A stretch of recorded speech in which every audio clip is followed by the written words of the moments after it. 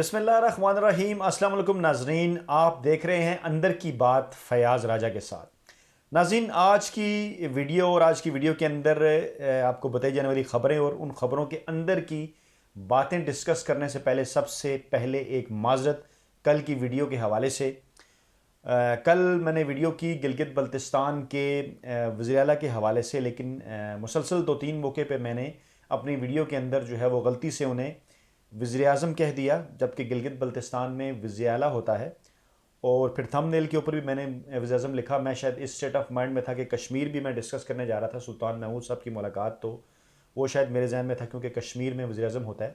تو میرے ان ناظرین کا ان ویورز کا بہت شکریہ جنہوں نے میری اس غلطی کی طرف توجہ دلائی۔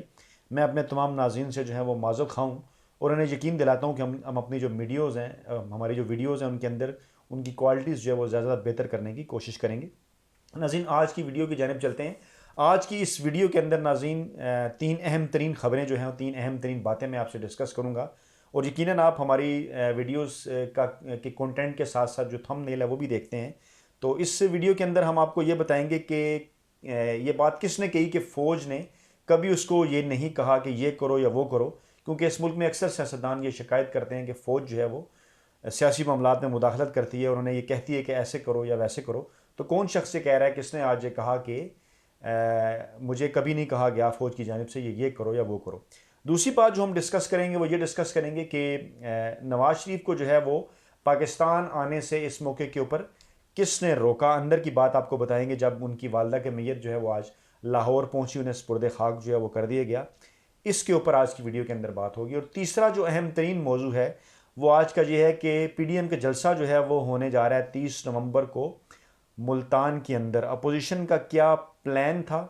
کیا کرنا چاہ رہی ہے اپوزیشن، اور اس وقت جو ہے وہ ملتان کے قاسم باغ کے اندر جو ہے وہ کیا ہو رہا ہے، یہ ہم 3 اہم ترین خبریں آپ سے ڈسکس کریں گے۔ چلتے ہیں اپنی پہلی خبر کی جانب، جو کہ یہ ہے کہ آج عمران خان نے اینکر منصور علی خان کو ایک انٹرویو دیا، اور اس انٹرویو کا خاصا شہرہ ہے آج سوشل میڈیا کے اوپر بھی۔ میں نے یہ مناسب سمجھا کہ اس کے جو چیدہ نکات ہیں وہ آپ کی خدمت میں پیش کروں۔ منصور علی خان نے عمران خان سے یہ سوال کیا کہ ان کی حکومت کے بارے میں یہ کہا جاتا ہے کہ ان کی حکومت جو ہے وہ اس کے پیچھے کوئی اور ہے، فوج چلا رہی ہے یا وہ سلیکٹڈ ہیں، جس کے جواب میں عمران خان نے بڑے واضح انداز میں یہ کہا کہ سلیکٹڈ اگر اس ملک کے اندر کوئی ہے، حقائق کی روشنی میں انہوں نے یہ بتایا، تو وہ پاکستان پیپلز پارٹی اور پاکستان مسلم لیگ نواز کی قیادت ہے، کیونکہ ذوالفقار علی بھٹو کو جو ہے وہ صدر ایوب خان سلیکٹ کر کے آگے لے کر آئے، نواز شریف کو جنرل ضیاء الحق سلیکٹ کر کے آگے لے کے آئے، لیکن عمران خان جو ہے وہ اپنی 22 سالہ جد و جہد کے بعد جو ہے وہ اقتدار ان کے ہاتھ میں آیا۔ ان کے اوپر بھی الزامات لگے مشرف کے زمانے میں، لیکن انہیں کسی قسم کا اقتدار جو ہے وہ فوج کے ذریعے یا فوج کی جو اس وقت کی قیادت تھی اس کے ذریعے وہ نہیں ملا۔ پیپلز پارٹی کے سربراہ ذوالفقار علی بھٹو سیاست میں پہلے آئے، اقتدار میں پہلے آئے، اور پھر انہوں نے 8-10 برس بعد جو اپنی جماعت پیپلز پارٹی بنائی۔ نواز شریف بھی بالکل اسی طرح سیاست میں پہلے آئے، پہلے اقتدار میں آئے، اور اس کے بعد انہوں نے 8-10 برس بعد اپنی سیاسی جماعت بنائی، جبکہ عمران خان وہ واحد سیاستدان ہیں جنہوں نے 96 میں پاکستان تحریک انصاف بنائی، اور اس کے بعد 2018 میں وہ اقتدار پہ پہنچے۔ تو واضح طور پہ انہوں نے یہ کہا کہ یہ وہ معاملہ ہے جس کی بنا پر ان کے پورے کیریئر میں نہ کبھی کسی نے انہیں ڈکٹیٹ کرنے کی کوشش کی اور نہ وہ ڈکٹیشن لیتے ہیں، اور واضح طور پہ انہوں نے یہ کہا کہ مجھے آج تک کبھی اس 2.25 برسوں کے اقتدار میں کبھی فوج کی جانب سے یہ نہیں کہا گیا کہ یہ کرو یا وہ کرو، اور نہ ہی یہ بات کہی جا سکتی ہے، کیونکہ سب کو اس بات کا پتہ ہے کہ میں کبھی کسی سے کوئی ڈکٹیشن جو ہے وہ نہیں لیتا۔ تو اس طرح سے بڑے واضح انداز میں عمران خان نے تاریخی حقائق جو ہے بتاتے ہوئے پیپلز پارٹی کی قیادت اور جو مسلم لیگ نواز کی قیادت ہے اس کے ساتھ ایک حقائق کے اوپر برمبنی اپنا تقابل کرتے ہوئے بڑے واضح انداز میں دو ٹوک جو جواب ہے وہ منصور علی خان کو دیا۔ اور اس حوالے سے اندر کی بات بھی یہی ہے کہ پاکستان فوج کی جو اس وقت قیادت ہے ان کی نظر میں عمران خان جو ہیں وہ قومی ہیرو ہیں۔ میں یہ بات پہلے بھی کہہ چکا ہوں کہ نواز شریف اور ذوالفقار علی بھٹو اور زرداری اور پیپلز پارٹی کی جو دیگر قیادت ہے شاید ان کی نظر میں کبھی جرنیل بھی ہیرو رہے ہیں، اور ایک وہ وقت تھا، لیکن عمران خان جو ہیں وہ جرنیلوں کے ہیرو ہیں۔ تو اس وقت بھی جو ہماری فوجی قیادت ہے وہ عمران خان سے نہ صرف کافی عمر میں چھوٹی ہے، بلکہ عمران خان جب پیک کے اوپر تھے جو کہ گزشتہ 40 برسوں کی میڈیا کے اندر ہیں، تو اس وقت سے وہ عمران خان کو آئیڈیلائز کرتے تھے. تو یہ بات ہوگی ناظرین اس حوالے سے اندر کی بات. اور دوسری جو اہم ترین بات ہے جو اس ویڈیو میں ہم نے کرنی ہے, دوسری اہم ترین خبر ہے, وہ شریف برادران کی والدہ شمیم اختر کو آج لاہور میں سپرد خاک کر دیا گیا. ان کی میت جو ہے وہ آج لاہور پہنچی, ایئرپورٹ کے اوپر جو ہے وہ ریسیو کیا شہباز شریف اور حمزہ شہباز نے. جاتی عمرہ میں ان کی نماز جنازہ ادا کی گئی. اللہ تعالیٰ ان کی مغفرت فرمائے, ان کے لواحقین کو صبر دے. اس حوالے سے جو اہم ترین اور اندر کی بات ہے وہ یہ ہے کہ لوگوں نے اس بات کے اوپر اعتراض اٹھایا, طرح طرح کے سوشل میڈیا کے اوپر لوگوں نے بات کی کہ دبئی میں, سعودی عرب میں, انگلینڈ میں, برطانیہ میں لاکھوں پاکستانی رہتے ہیں, اور جب خدا نخواستہ ان کے کسی والد یا والدہ کا انتقال ہوتا ہے تو وہ دوستوں سے ادھار لے کر بھی جو ہے وہ مشکل ترین حالات میں بھی جو ہے وہ وطن واپس پہنچتے ہیں اور اپنے پیاروں کو اپنے ہاتھوں سے دفناتے ہیں. لیکن کیا فائدہ اس دولت کا کہ میاں نواز شریف جو ہے وہ اپنی والدہ کو دفنانے پاکستان نہیں آئے. اس حوالے سے ناظرین اندر کی بات یہ ہے کہ میاں نواز شریف کی جب والدہ کا انتقال ہوا تو فوری طور پر جو ہے وہ مریم نواز سے ایک ٹویٹ کرایا گیا, اور اس ٹویٹ کے ذریعے مریم نواز میں کچھ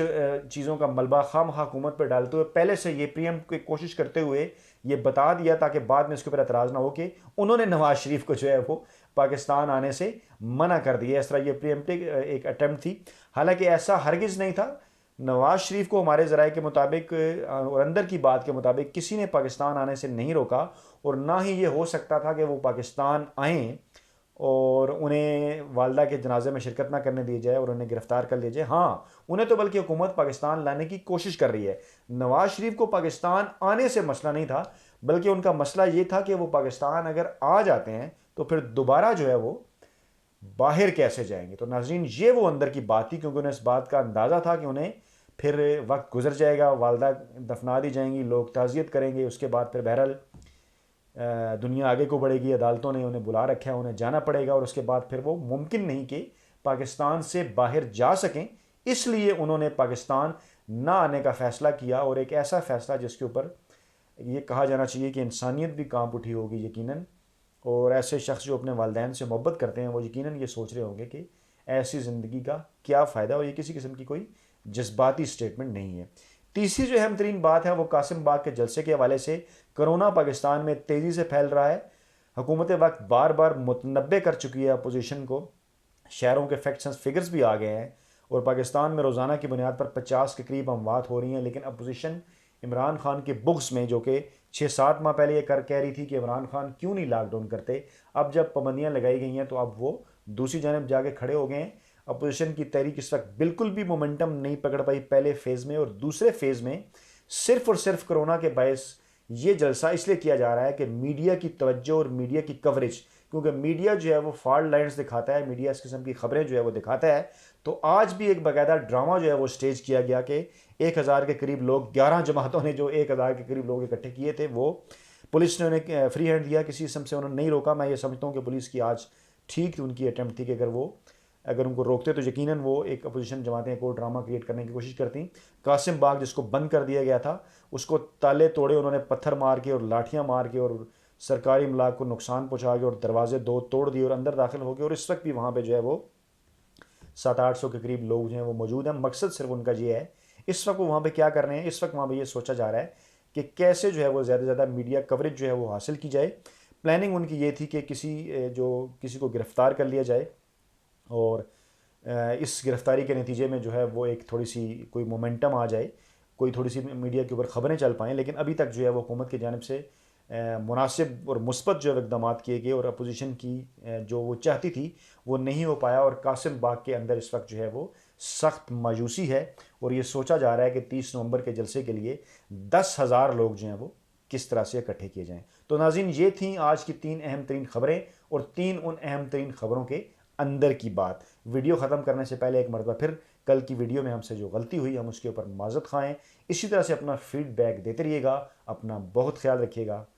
اللہ حافظ.